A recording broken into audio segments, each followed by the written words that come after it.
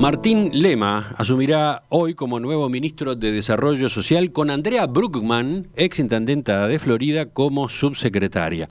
No habrá una ceremonia porque, según declaró el flamante jerarca, pretende empezar a trabajar de inmediato.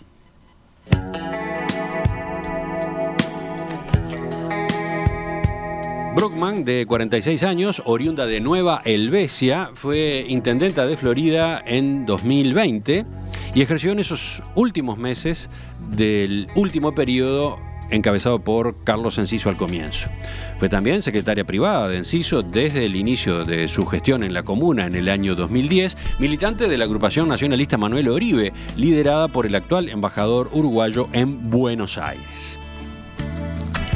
Ese nombre, esa designación, la de Andrea Bruckmann como subsecretaria en la nueva cúpula del MIDES, fue una de las sorpresas del día de ayer, luego de que, el sábado fuera sorpresa el cambio, la salida de Pablo Bartol, el ingreso de Martín Lema, y se especulara intensamente sobre si continuaría o no en el puesto número 2, Armando Castaing-Debat. Sobre el mediodía y a la salida de una reunión en la Torre Ejecutiva, Castaing-Debat comunicó que no, que él se iba, que él no continuaba en el cargo. Castaing-Debat, ustedes saben, fue intendente del departamento de Flores en 2 periodos, fue además diputado, y fue electo diputado ahora en los últimos comicios.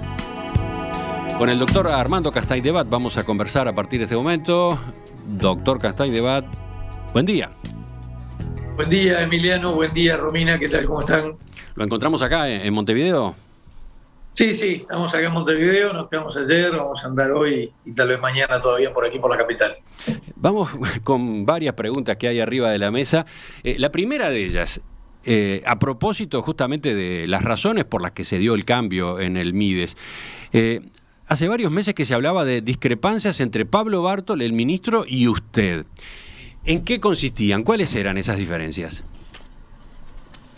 Ayer hablábamos del tema, con Pablo estuvimos un año y algo juntos, donde indudablemente hasta antes del 13 de marzo la idea prioritaria era un tema técnico, donde se iba a tratar de cambiar muchos programas que no habían funcionado, donde se iba a tratar de atacar o encarar técnicamente el ministerio más sensible que tiene este país y el que le llega a más gente que necesita del Estado.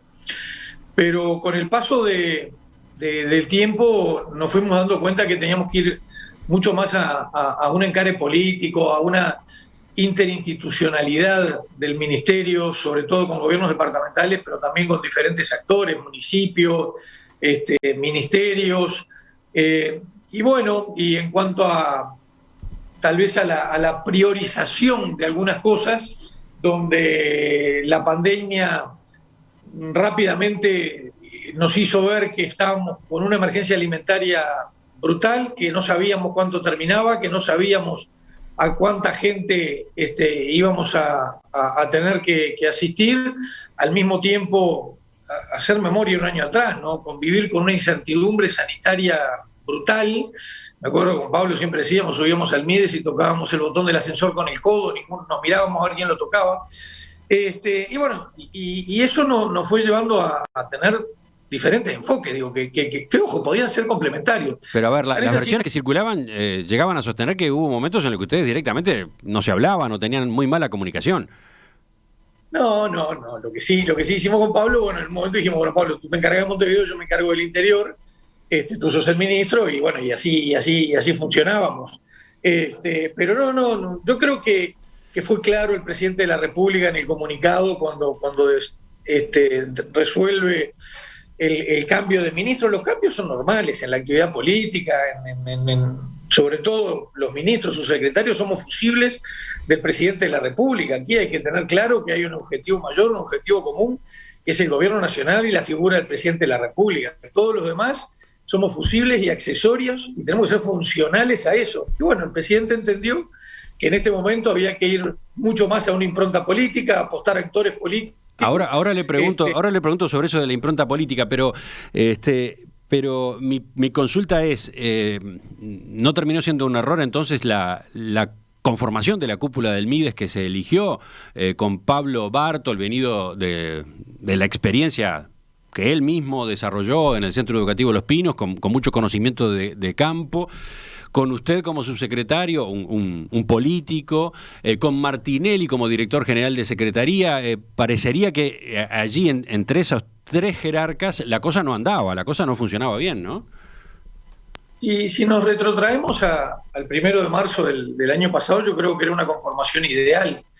Estaba la parte técnica, nadie va a negar ni discutir lo que Pablo significa en el tema social y lo que ha hecho en el ámbito privado. Es conocido por el tema de Los Pinos, pero Pablo es mucho más que Los Pinos. Es una persona que eligió dedicar su vida a la actividad social, no es menor eso. Por otro lado, Martinelli, que era el director general, que venía a tratar de poner orden en un ministerio que había estado en el centro de la discusión de toda la campaña electoral, donde se dijeron, se tejieron, se pensaron y se imaginaron un montón de cosas.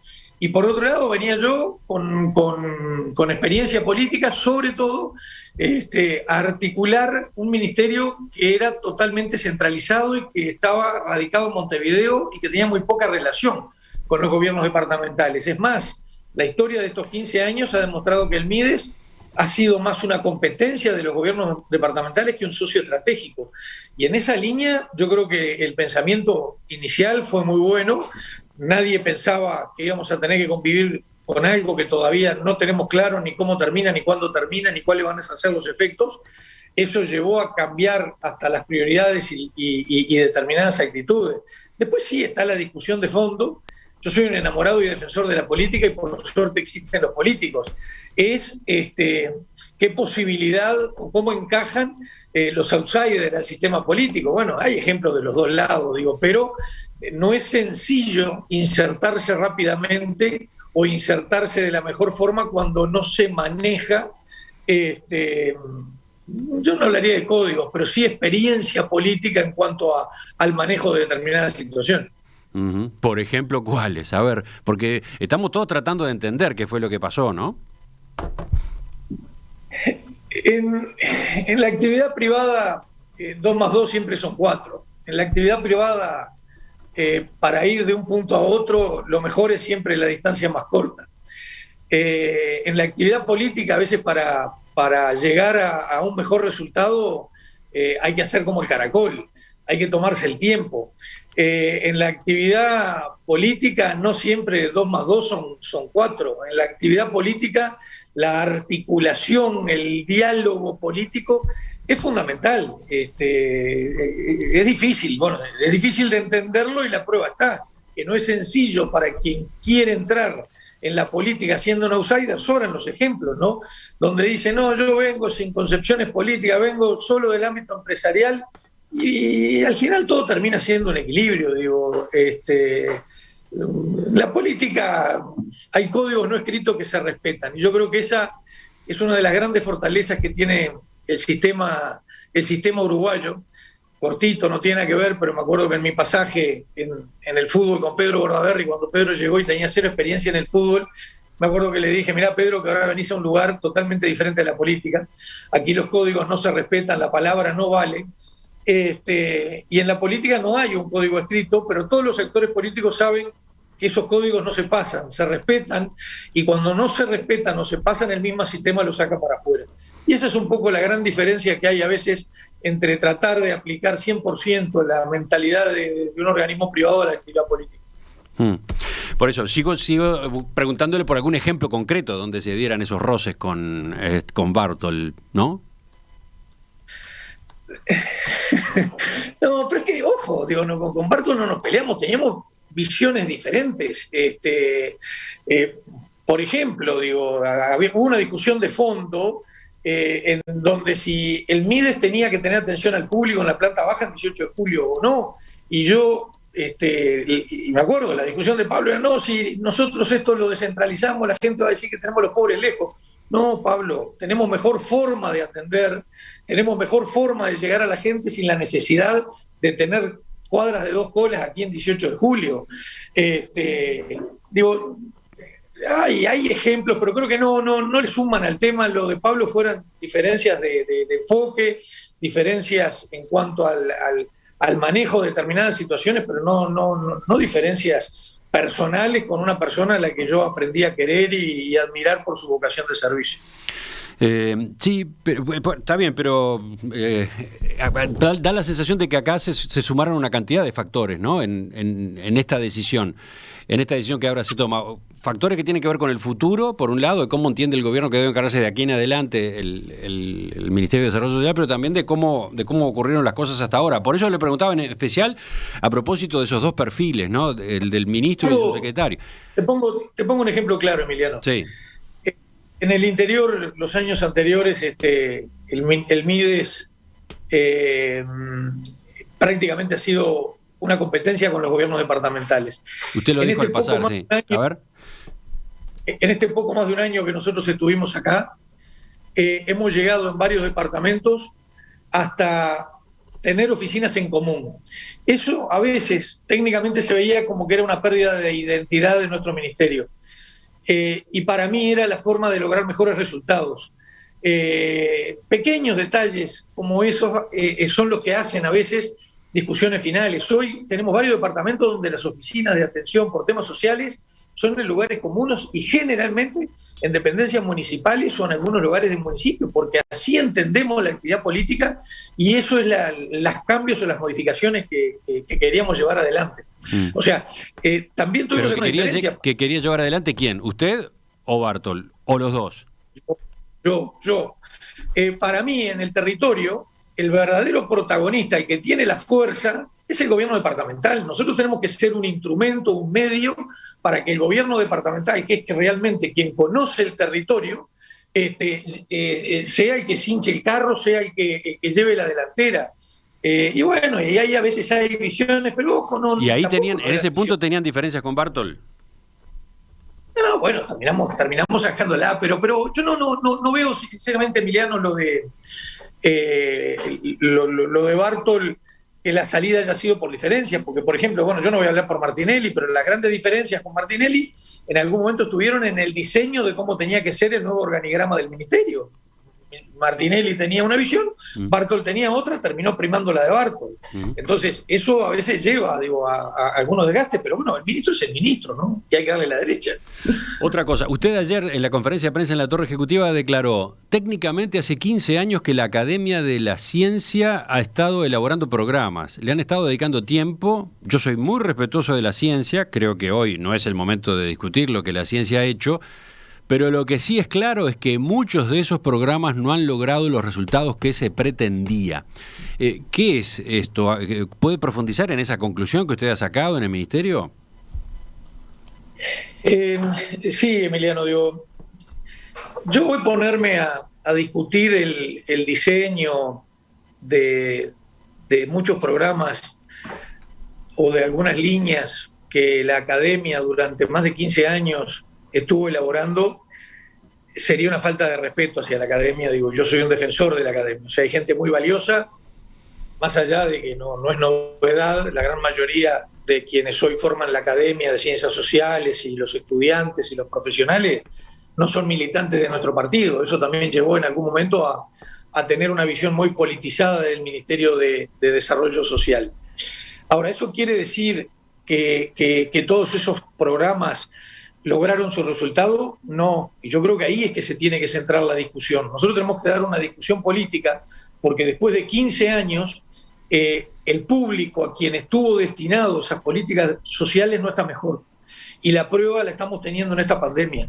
La gente en situación de calle es mayor, la gente que no logra una inserción laboral es mayor, la gente que no logra salir de la pobreza es mayor, la gente que a veces no accede a determinadas prestaciones básicas del Estado es mayor. ¿Esto es culpa solo del MIDES? No, el MIDES es uno de las tantas organizaciones que tiene el Estado, el cual cuenta con diferentes instrumentos. Por eso, para mí, yo ya no estoy, pero para mí lo que rápidamente habría que hacer es algo que Tabaré Vázquez no pudo hacer nunca, que es citar, conformar y darle poder a la mesa de social de políticas sociales, donde estén todos los ministros, donde estén los subsecretarios y el presidente de la República baje una línea clara. Porque nuestro ministerio es el ministerio que mejor diagnostica en este país, es el ministerio que mayor capacidad técnica tiene en este país, es el ministerio que mejor acompaña a aquellos que necesitan acompañamiento del Estado, pero tiene cero poder de ejecución. Y eso a la larga lleva a que terminan fracasando los modelos o las políticas. Además de que por las características, por cómo se conformó este ministerio, los programas tuvieron una impronta política muy fuerte. Hubieron muchos programas, había más de 60 programas en este ministerio, muchos de ellos hacían exactamente lo mismo, pero obedecía a que eran nichos de poder diferentes y por lo tanto al politizarse la conformación de eso, terminó desvirtuando. Yo creo que hay algunas líneas muy claras en este ministerio. Digo, la agenda de derechos, a pesar de todo lo que dijo la oposición, vino para quedarse. Este gobierno no solo no la ha tocado, sino que la está fortaleciendo. Los institutos, Instituto de la Mujer, Mónica Botero está haciendo una obra brutal y está haciendo algo que era uno de los grandes defectos de este ministerio, que era la centralidad montevideana, capitalina. Para muchos el Uruguay es Montevideo y termina en el puente Santa Lucía o en el peaje de Pando, y la mitad del Uruguay está fuera de eso. Bueno, esa también es una impronta muy grande que nosotros queríamos dar. Mónica Botero lo está haciendo.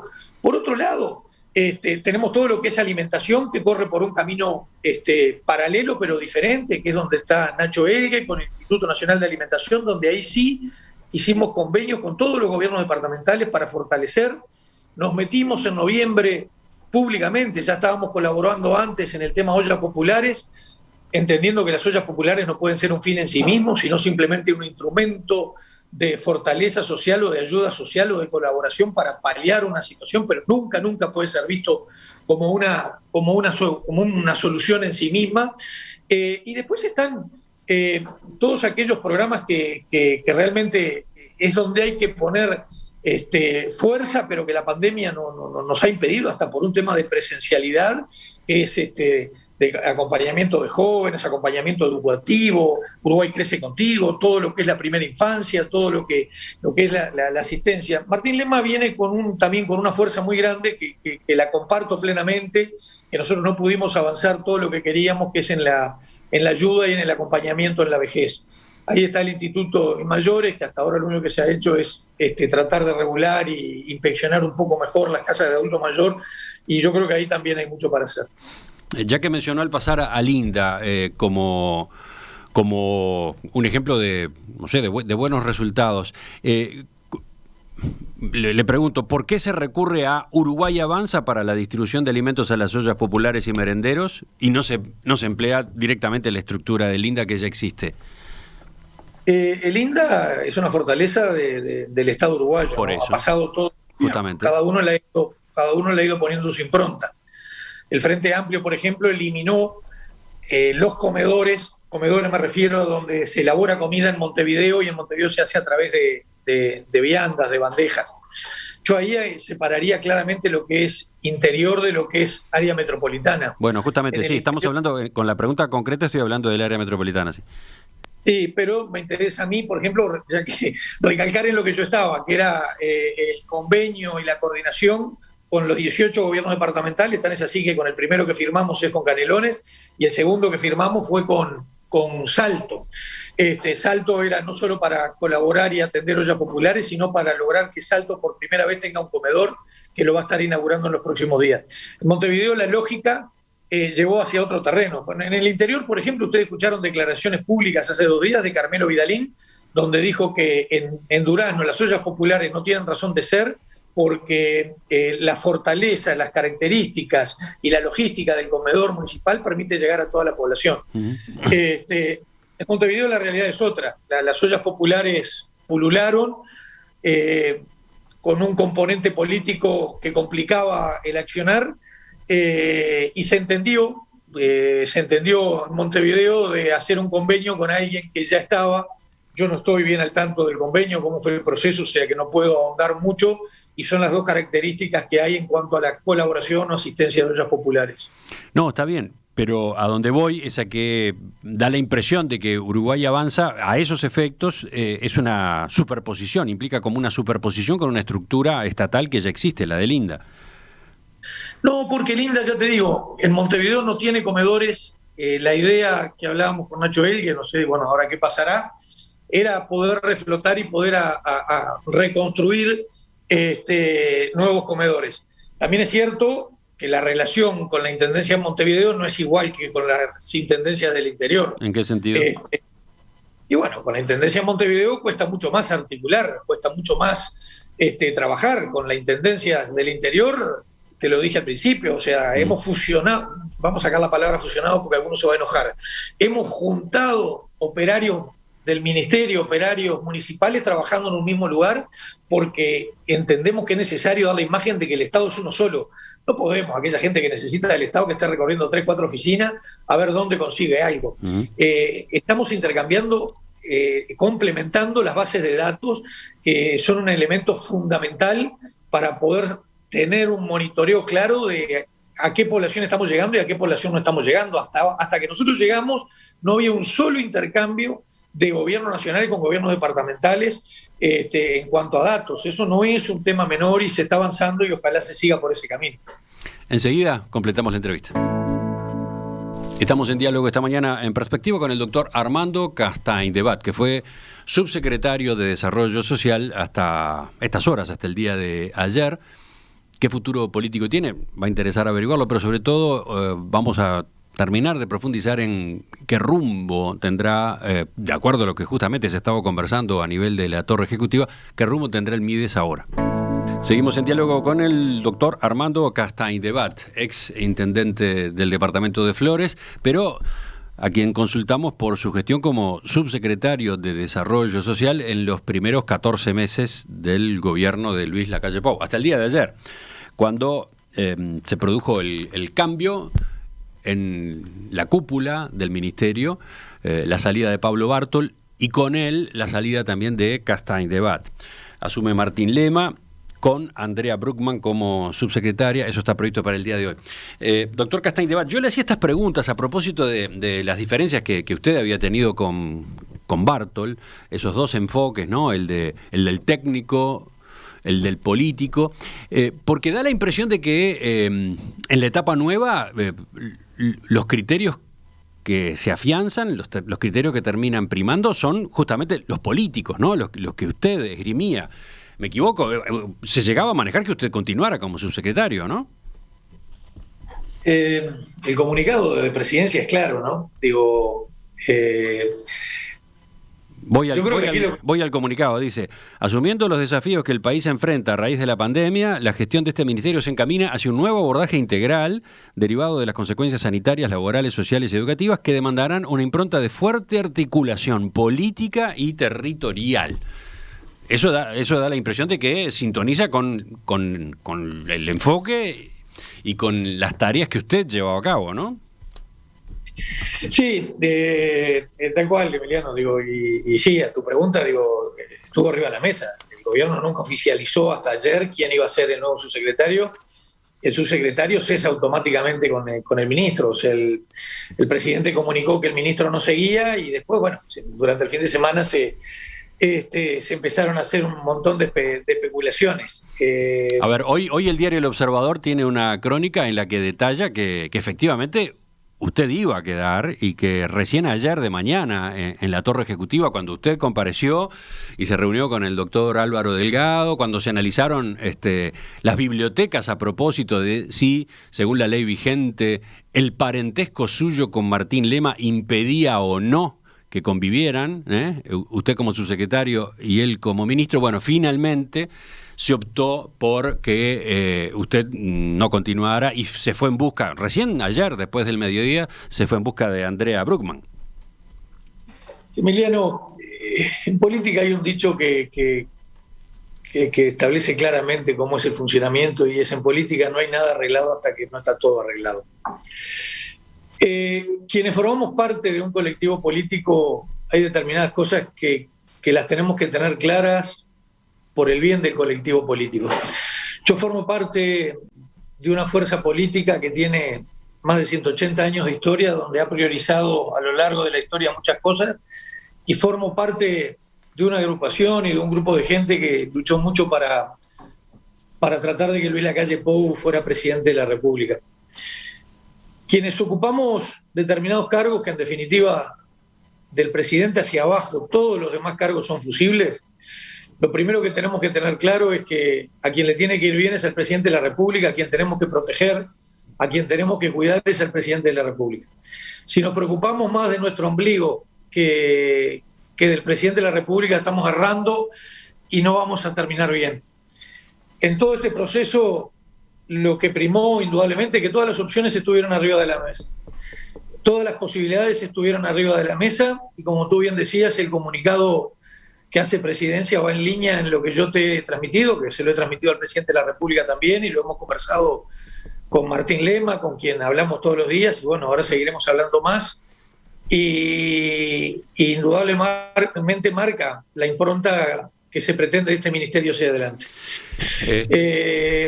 Pero entonces, a ver, vayamos a eso, a la impronta política, porque ha generado entre los oyentes, incluso por lo que usted decía en la primera parte de la entrevista, ha generado algunas inquietudes. Romina, ¿estabas mirando los mensajes? Sí, Juanse nos escribió hoy más temprano, decía, por ejemplo, yo no puedo creer, están diciendo muy sueltos de cuerpo que van a hacer política con el Mides. Está bien, todos los gobiernos lo hacen, pero al menos no lo digan, dice. ¿Qué responde usted a ese tipo de preocupación? Me parece de muy mala intención y podría entrar en una discusión política con Juanse que sería muy largo.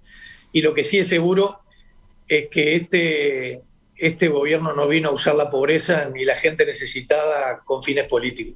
Este gobierno se comprometió a mantener, como dije hace un rato, un montón de logros que hay en este país y que hay que mantenerlo y hay que fortalecerlo. Y este gobierno está preocupado por la situación de los uruguayos. No me cabe el sallo de haber venido a este ministerio a hacer política con el ministerio. Tener una visión política del tema no quiere decir hacer política partidaria. Tener una visión política a veces quiere decir que hay que usar articulaciones políticas por encima del diseño de determinados programas técnicos. Articulación política quiere decir que hay que dejar de lado los egos personales que puede haber entre un ministro o un intendente y en el territorio trabajar en conjunto. Articulaciones quiere decir llegar de la mejor forma, gastando el menos dinero posible y lo más rápido posible hacia quien necesita de la presencia del Estado. No es novedad que este ministerio ha abusado de la tercerización de programas. Nosotros queremos fortalecer, y por primera vez en la historia de este ministerio, que a esta altura lleva 16 años, estamos comprometidos a llegar a un organigrama en el cual se respete la carrera funcional y los funcionarios que están en el ministerio no sean rehenes de los políticos de turno como han sido hasta ahora. Entonces no confundamos los términos. Cuando usted hablaba de tercerizaciones, ¿aludía a los contratos con ONGs, por ejemplo? Bueno, yo no lo englobaría solo así, porque nosotros seguimos con ONG, lo que no podemos abusar de ese mecanismo. Hoy hay discusiones arriba de la mesa, bueno, ahí tenés, con Pablo, una visión diferente que teníamos era por el tema colectivo SOCAT, que estaba 100% tercerizado. Yo no era partidario de eliminar totalmente las tercerizaciones, definieron ir hacia una línea de eliminar totalmente las tercerizaciones. SOCAT, aparece allí una sigla que no sé si los oyentes la identifican fácilmente en la estructura del Mides, ¿no? SOCAT. Es un mecanismo en el cual, cuando no existían las oficinas territoriales, se asociaron a organizaciones civiles, a ONG, para hacer la acción del ministerio en el territorio. Después eso perdió sentido, se siguieron manteniendo los vínculos con las tercerizaciones y la idea ahora era ir solo a funcionarios contratados. Yo tengo buenas experiencias recorriendo el interior de organizaciones civiles que han hecho cooperativas o han hecho ONG, que han logrado una muy buena penetración en el territorio, pero es un tema que daría muy largo para hablar y nos queda poco tiempo, Emiliano. Sí, creo que a usted se le está terminando el margen que tenía. Pero entonces, le preguntábamos por qué quiere decir eso de la impronta más política. Usted la ubica sobre todo en el terreno ese de la articulación. Emiliano, hoy yo creo que yo resumí el tema de... Se le dedicó mucho tiempo, se hicieron muchos programas, pero los programas al cabo del tiempo no han logrado que la gente esté mejor. ¿Falla el programa? Y en muchos casos yo creo que no, que lo que ha fallado ha sido la implementación. y la implementación ha fallado porque ha faltado articulación política entre los diferentes actores del Estado. Yo ponía el ejemplo. Uno de los programas de acompañamiento muy buenos que tiene este ministerio era el programa de cercanía. Duplas de técnico acompañan a aquellas familias más vulnerables, más necesitadas. Acompañan todo un proceso que va desde la reinserción escolar, de sacar la cédula, de vínculos con ACE, pero la gran mayoría terminan al final del camino que siguen viviendo en una casa de 2x2, que se llueve, que no tiene techo, que no tiene baño, que no tiene saneamiento. El MIDES hace el diagnóstico, pero tiene cero capacidad de ejecución. Si nosotros ahí no articulamos con los gobiernos departamentales, con el Ministerio de Vivienda, con el Ministerio de Defensa en el interior, que tiene mucha mano de obra, esa gente, por más que la acompañemos, va a seguir exactamente igual. Y a eso es que no... Dos preguntas más para terminar y así no lo atraso con sus otros compromisos. No, me quedan 9 minutos, dale tranquilo. No, porque Martín Lema decía ayer en la entrevista en Canal 4, desde mañana vamos a evaluar la efectividad de los programas. Se va a hacer como una especie de balance, se va a pasar raya de la propia gestión del ministerio en este gobierno. O sea... No. ¿Va a sacarse conclusiones sobre lo que anduvo y lo que no anduvo en este primer periodo de 14 meses? Cuando nosotros llegamos, en la gran mayoría de los programas, luego de 15 años, las evaluaciones que habían estaban dispersas y no había un solo programa que tuviera una evaluación completa y una evaluación de impacto, que es la que realmente nos determina, por diferentes motivos, ¿no? Este ministerio, una de las grandes fortalezas que tiene es la Dirección Nacional de Monitoreo. Lo que Martín dijo, que necesariamente al cabo de este tiempo nosotros tenemos que monitorear, evaluar en la marcha y en algunos casos poder llegar a una evaluación de impacto con los programas, porque no hay ningún dato que a nosotros nos diga tal programa hay que seguirlo haciendo de tal manera porque logró tal resultado. Entonces, eso es un debe muy grande que tiene el ministerio y es una fortaleza que queremos construir. ¿Sabe por qué me llamó la atención esa afirmación? Porque da la pauta de que el cambio que se produce en el ministerio no es solo para encarar la nueva etapa, la que viene cuando la pandemia afloja y se inicia, ojalá, la nueva normalidad, sino que también se trata de corregir y ajustar lo que no anduvo bien en esta primera parte de la gestión, ¿no? Me parece bárbaro y creo que tiene que ser así, Emiliano, y si alguien conoce a Martín Lema en su pasaje como legislador, recordarán lo riguroso que fue controlando el Estado. Entonces él no puede hoy hacer algo diferente a lo que hizo. Es más, antes de que se supiera que iba a ser ministro, ya habíamos tenido conversaciones con él donde él iba a empezar a recorrer y a visitar de la misma forma que lo hizo antes, refugios, lugares del ministerio, y ya habíamos hablado con Pablo de que él lo iba a empezar. Bueno, ahora lo va a tener que hacer como ministro. O sea, hablaría muy mal de Martín si no siguiera en la misma línea que estuvo cuando estuvo en la Cámara. O sea, que de eso lo doy por descontado, que va a ser una de las grandes fortalezas y líneas de trabajo. Después el equipo, digo, si bien puede haber algún cambio, es prácticamente el mismo. Digo, hasta ahora yo no he visto grandes cambios, más allá de alguno que anunció Martín, pero esperemos. Hoy va a estar juntándose con los directores y le corresponde a él anunciar quién sigue y quién no. Y para terminar, ahora sí, ¿usted qué responsabilidades asumirá? Está claro, usted fue electo diputado, no renunció a la banca, en principio vuelve a la Cámara de Representantes, pero usted mismo ha dicho, lo legislativo no es lo suyo, lo ejecutivo es lo que le interesa y donde se siente más útil. Cuando se produjo la designación de los cargos en el verano, después de las elecciones, en principio se había hablado de usted al frente de la Secretaría Nacional de Deportes. Después fue a la Subsecretaría de Desarrollo Social. Entonces, ahora... Emiliano, desde el primer día que yo estoy trabajando con la calle Pou, nuestro cronograma de trabajo era idear, recorrer el país, visitar todas las organizaciones deportivas, porque si algún día Luis llegaba a presidente, yo iba a ser ministro de Deporte. El Ministerio de Deporte no se formó y yo terminé como subsecretario del MIDES, a donde llegué al principio sin muchas ganas, sin saber realmente a dónde iba, donde tengo que reconocer que hoy me voy de un lugar que me atrapó, que realmente es un lugar crucial en el futuro político de este gobierno. Mucho de la suerte política de esta gestión va a estar asociada a lo que se puede hacer o no se puede hacer en el Ministerio de Desarrollo Social. Y como te lo dije al principio, digo, yo me voy al final por una decisión humana, luego de poner arriba de la mesa todas las posibilidades en los temas jurídicos que no vale la pena analizarlos hoy. Bien sabemos que en este país hay 2 bibliotecas, nos podíamos basar en las experiencias de los gobiernos anteriores, cómo manejaron este tipo de vínculos, este tipo de lazos. Preferimos, primero que nada, fortalecer al presidente, primero que nada ser coherentes con una línea. Sí, recordemos por si los oyentes no tenían ese dato claro, usted es suegro de Martín Lema, del nuevo ministro, ¿no? Martín Lema está casado con una hija suya.